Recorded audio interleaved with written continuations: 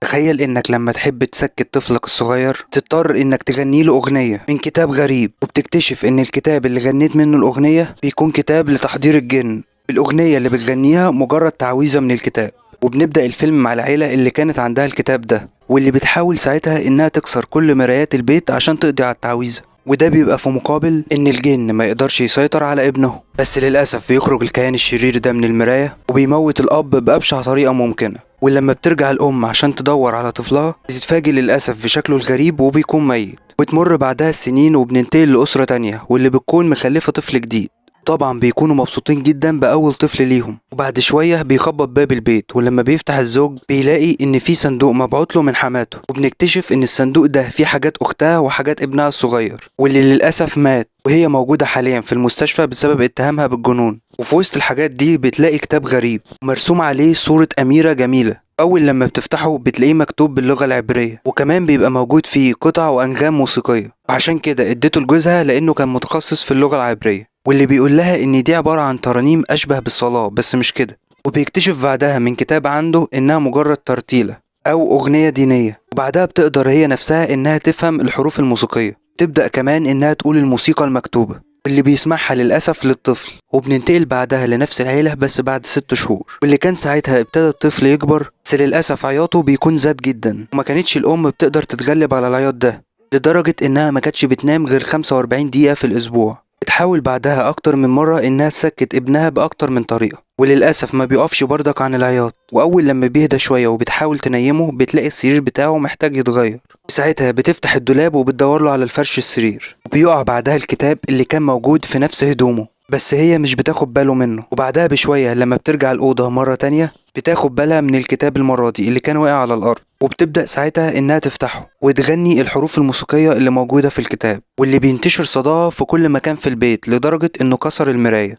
والغريب إن أول لما الطفل سمعها نام بكل سهولة. لما بيوصل والده بيسمع صوت الهدوء الغريب واللي كان عكس العادة. بتقول له ساعتها إنها استخدمت كتاب أختها عشان تسكته. لما بيكونوا نايمين بتكون كاميرا ابنها اللي موجودة في الأوضة مفتوحة. أول لما بتبص عليها بتلاحظ إن إيد اختفت كانت موجودة قريبة من سرير ابنها. لما بترجع تبص مرة تانية بتلاقي كائن غريب قريب من السرير، ده اللي خلاها تتحرك بسرعة لأوضة ابنها عشان تطمن عليه. بس ساعتها بتلاقي كل حاجة طبيعية موجودة في الأوضة، وبعدها بتحاول ترجع الفيديو مرة تانية عشان تشوف إيه الغريب، بس بتلاقي كل حاجة طبيعية. وبعدها بتسمع ان في اصوات غريبة جاية من الصالة، وساعتها بتفتكر ان البغبغان بتاعهم هو اللي بيعمل الصوت ده. بترجع بعدها تبص لصورتها في المراية، واول لما بتمشي بتبتدي المراية انها تتكسر. ولما بيجي تاني يوم ويكون جوزها في الحمام يفتكر وقتها ان مراته هي اللي موجودة وراه، بس ساعتها اللي موجود وراه بيكون كائن غريب. للأسف بيتخض وبيطلع بسرعة بره الحمام، وبعدها بيرجع يبص هو كمان للمراية واللي بيلاحظ فيها الشرخ الغريب.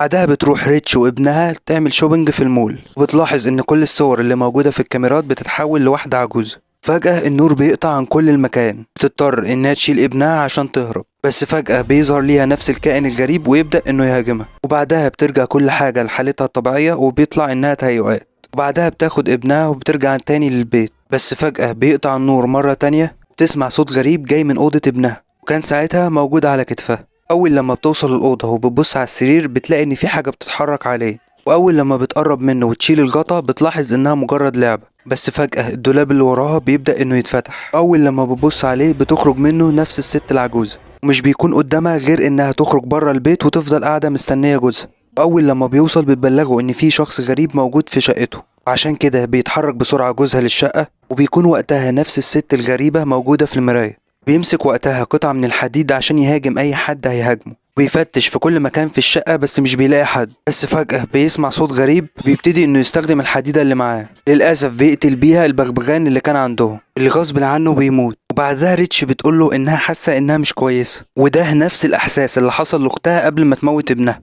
واللي كانوا مفكرين إنها سبب كده، وقعدت قدامه فترة وهو ميت. بتقوله كمان إنها بتشوف واحدة كبيرة في السن وشكلها ساحرة بتكون موجودة حواليها في كل مكان. وأول لما بيسمعها جوزها بيروح بسرعة ياخد الكتاب ويوريها نفس الصورة لنفس المرأة اللي بتشوفها، ودي كمان نفس الست اللي شافها في الحمام وطلع يجري. بس بعدها بيحاول يطمنها انهم كويسين، وبياخد الكتاب وبيحطه في كيس بتاع الزبالة. وبعدها بيجي الليل ويناموا، والمرة دي بيكون ابنهم في وسطه. بس وقتها بيسمع جوزها ان ابنهم بيبكي، وبيقوم هو من نومه عشان يسكته رغم ان هو جنبه وما بيبكيش. بيفضل ماشي في طرقة البيت وبعدها بيفتح باب شقته ويخرج لطرقة العمارة وبيدخل بعدها الاسانسير لغاية لما بيوصل لبدرون العمارة وساعتها بيفوق، بس بيكون لسه سامع صوت ابنه وهو بيعيط اللي بيكون جاي من سلة الزبالة. بيفضل يدور عليه، لاحظ ان الست العجوزة موجودة في نفس الصندوق، بس في الاخر بيوصل للكتاب اللي كان رماه ياخده بعد كده ويطلع يقراه في الشقة بتاعته. يلاحظ ان في اشكال غريبة ومجموعة صور لاطفال وجن. في نفس الوقت بتكون ريتش في السرير ومعاها ابنها إيلي واللي كانت بتلعبه، وساعتها بتبص على باب اوضتها.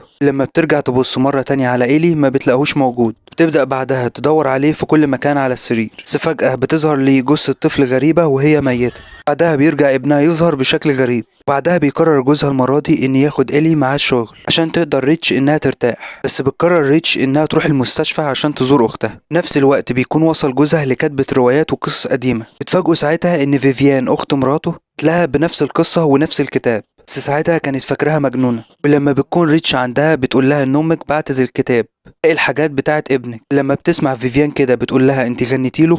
لما بتعرف انها غنت له تقول لها ان حصل كده مع ابنها زاك وهي جت وخدته. ولما بتسألها هي مين قالت لها ليليس. لما بتسمع الأغنية دي بتيجي بسرعة. للأسف كانت كل ولادها من المخلوقات المشوهة.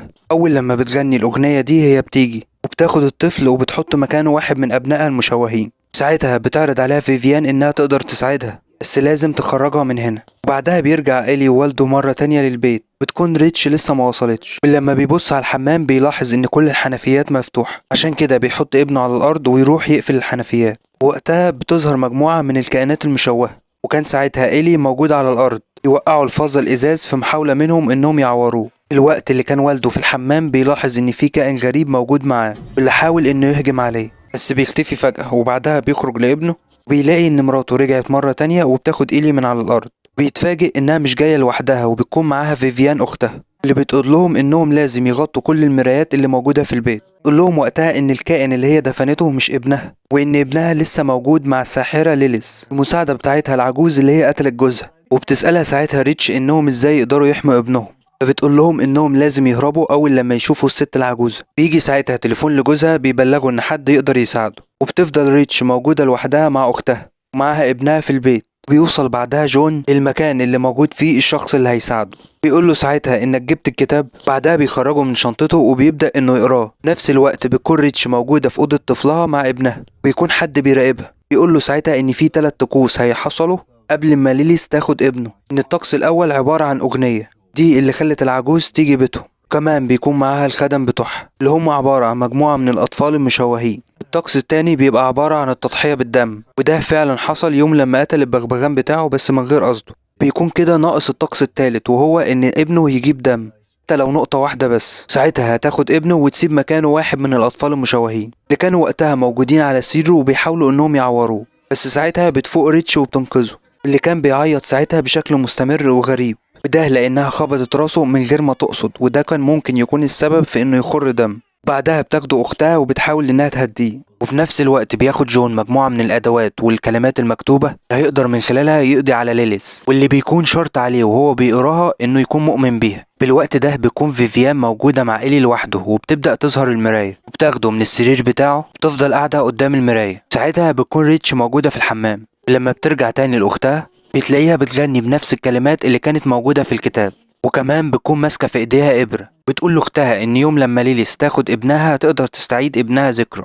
بتقول لها وقت لما تاخده ليليس نقدر نخش في عالم الظلام ونستعيد أبنائنا. تلاقي ساعتها إنها فعلا عورت إيلي ونزل نقطة من دمه. في نفس الوقت بيحاول جون إنه يوصل البيت بأسرع وقت، بس بتحاول الساحرة العجوز إنها تعطله. إنها كمان بتخش جوه العربية بتاعته وبتبدأ إنها تهاجمه. في الوقت ده بتنجح ريتش انها توصل من فيفيان وتاخد ابنها إيلي منها. بتحاول ساعتها انها تطردها بره البيت، تبدأ كمان انها تضربها بس للأسف ما بتقدرش عليها. نتيجة ضرب فيفيان ليها بتغمى عليها. لما بترجع أوضة إيلي مرة تانية بتلاقي ليليس وصلت للأوضة. بتقرب وقتها من إيلي، ولما بتفوق ريتش مرة تانية وتخش الأوضة بتلاقي طفلها اختفى. بس ساعتها بتهجم عليها فيفيان وبتسحبها جوه المراية. بس في نفس الوقت بيوصل جون للبيت يلاقي ان في كائن غريب موجود مكان ابنه. ساعتها بتكون فيفيان وريتش موجودين في المكان المظلم اللي موجودة فيه ليليس. بتحاول ساعتها تتواصل مع جون من خلال المراية اللي للأسف ما كانش سامعها بس شايفها. العالم المظلم ده بيكون فيه كتير من الكائنات الميتة والكتير من المرايات. بيحاول وقتها واحد من الكائنات المشوهة انهم يهاجموا ريتش، وكمان كانوا هينجحوا انهم يقتلوها.